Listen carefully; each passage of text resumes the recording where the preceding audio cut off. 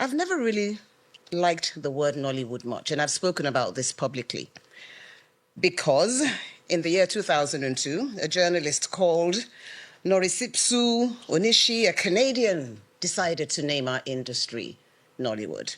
But you know what? I've come to love the word Nollywood because it is what represents our industry. It is the brand. It is, there is the good, there is the bad, and there's the ugly. So we just have to accept it and say, how do we build on that? And for me, my journey into this industry came very late. So I'm what is called a late bloomer. I only got into the industry literally when I was about turning 40. And everybody felt I was sort of having this midlife crisis, and I started with a talk show called Moments with Mo. I think one of my first guests was actually Kule, sitting right here at the time, and I did many, many of these episodes, and then I decided, a few years after that I really loved this space and I wanted to do more in this space. So then came the journey with EbonyLife television.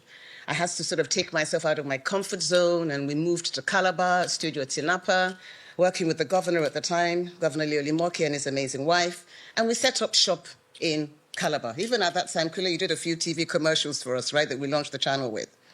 And we, it was a good time. We created all these amazing shows, The Governor, The Sports, EL Now, Love Lounge, and so many other shows. And then a year after setting up EbonyLife television, that wasn't enough. I was like, it's now time to make another move into making films. And I always like to sort of be inspired by something. So the very first film that I decided that it was important to make was a film called 50. I was turning 50 the year before. So the film actually came out a year after I turned 50. But, the development of it happened a year before. But it didn't come out until the year 2015. So we did 50, we did the wedding party. And if you're wondering about the wedding party and the idea, I went to a wedding at Oriental Hotel. Now, no one's going to know. I'm never going to name this wedding. But many weddings have happened there, so they're never going to guess it was their wedding, or they may. And I was sitting at this wedding, and I was looking at the drama that was happening at the wedding.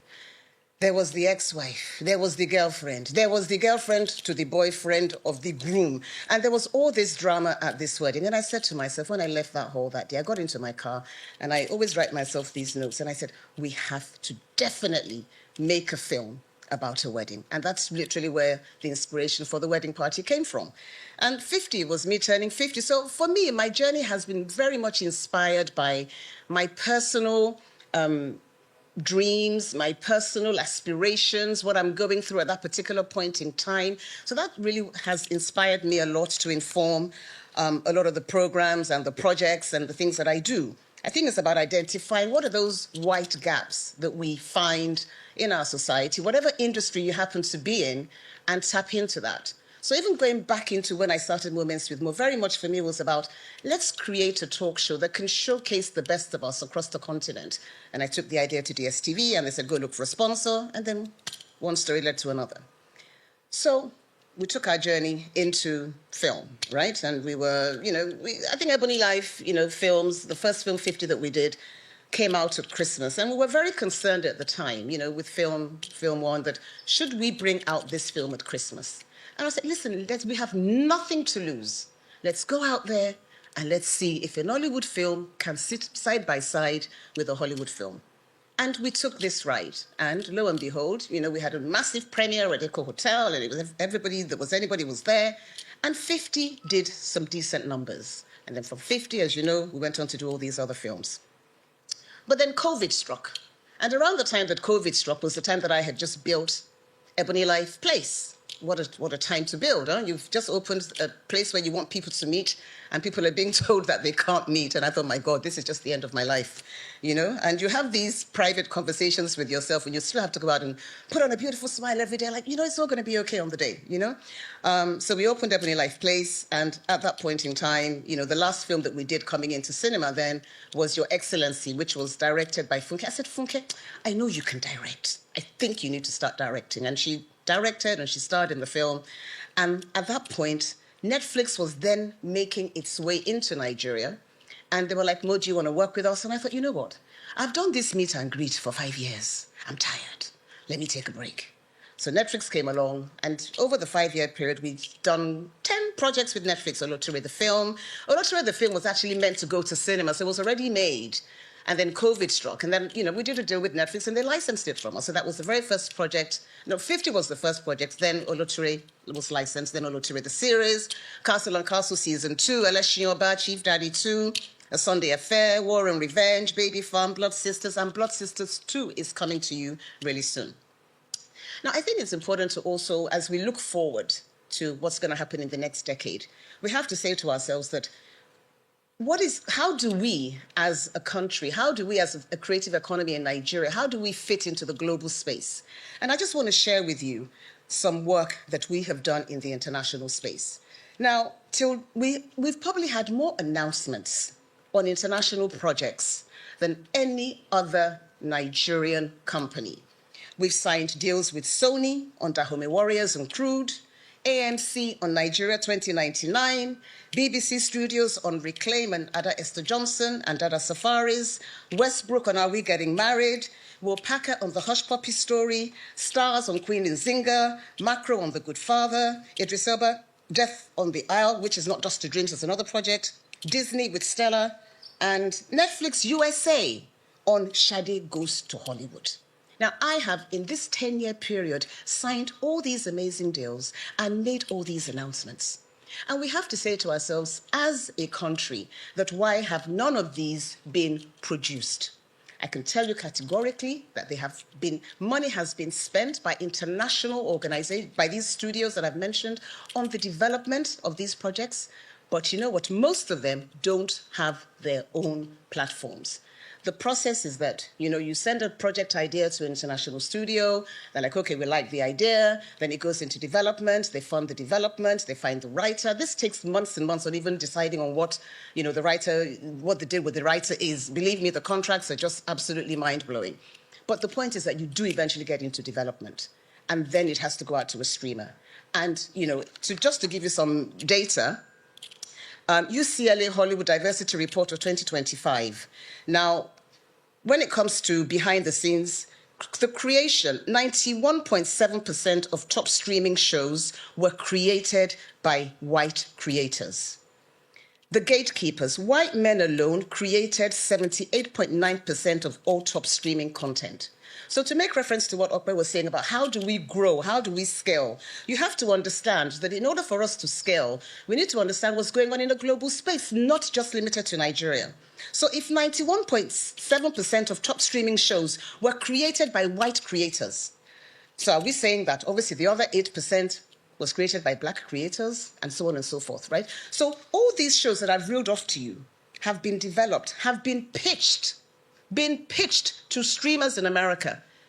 Do you know what? Up until as I'm speaking to you today, none of them have been picked up because they have to go to those developers, to the studios, and they're going to have this packaged by Sony or by AMC, and is valued at, $50 million or $100 million, whatever the price is. And those commissioners are like, you know what? We're not quite sure that we really want to green light this particular project right now. So one day, I'm actually going to do an entire, series and tell the story. Because behind each project that I have listed, from Shade Goes to Hollywood, was Netflix USA. And Ben introduced me to Mike Wheat in the US office at the time. We actually had an agreement signed with Kevin Hart's company. We were in development. And you know what? Netflix US shut that department down that had Mike in it, and they had to let him go. And that became the end of Shade Goes to Hollywood. That is just me putting it together in just, a few minutes. Each particular story that I've mentioned to you has a history. So as we look forward to the next decade and we say to ourselves, how do we make it into the international space? We have to think about how we make it from within building our own ecosystem. That is the conclusion that I have come to. That if I keep relying and waiting to be commissioned by a white gatekeeper in the global space that is going to give us access to that global community, it may never happen. So what do I do? So as EbonyLife, we have created what I believe truly is a very inspiring and encouraging ecosystem. Now, within this ecosystem, obviously, is EbonyLife Media that you're very familiar with. We've done a lot of projects with with Netflix Africa, right? And when I say Netflix Africa, so I was having a conversation with someone in Netflix in the UK a while ago. She's left Netflix UK now. So she was like, Mo, I'm so frustrated. I get $20 million to make a film. And they get $100 million to make a film in America. I'm so frustrated with this $20 million. I'm thinking, you are frustrated with $20 million? Okay, no problem.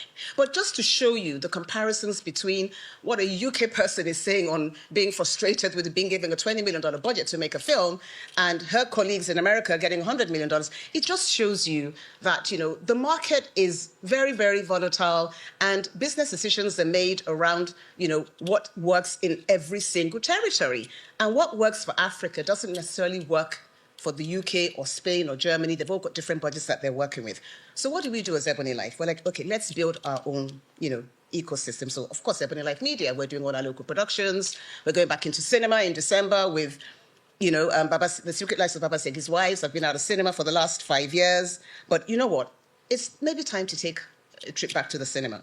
So with EbonyLife Media, we have these international projects I mentioned are still all being pitched.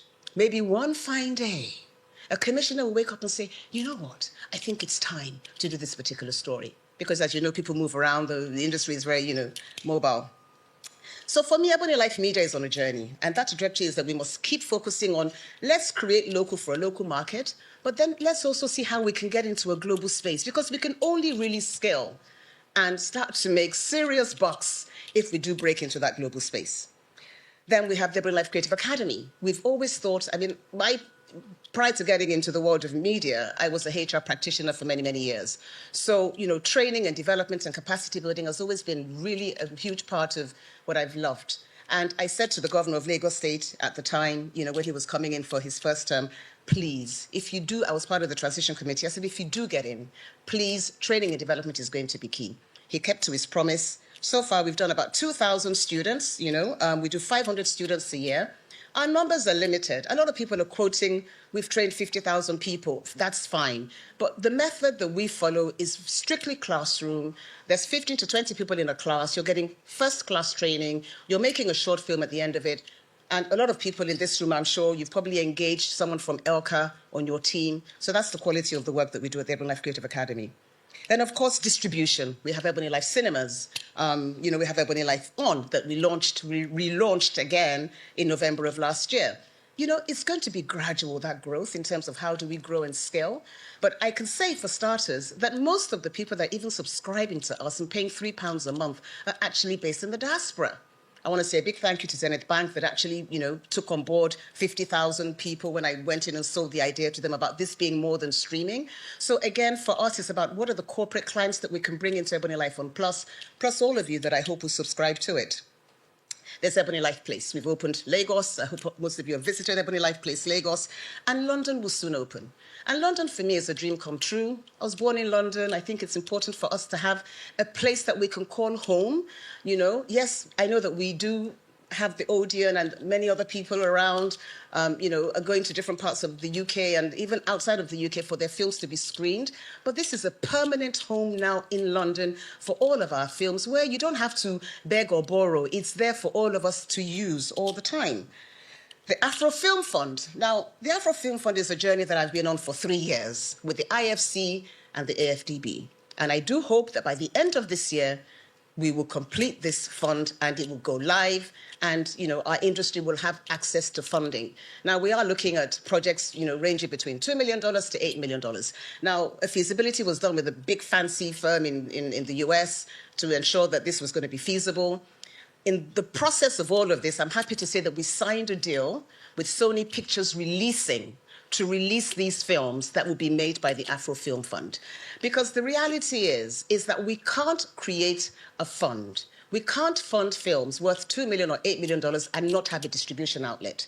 So I'm happy to say that we've signed that. Again, it took about a year to get that signed, but it is signed and sealed.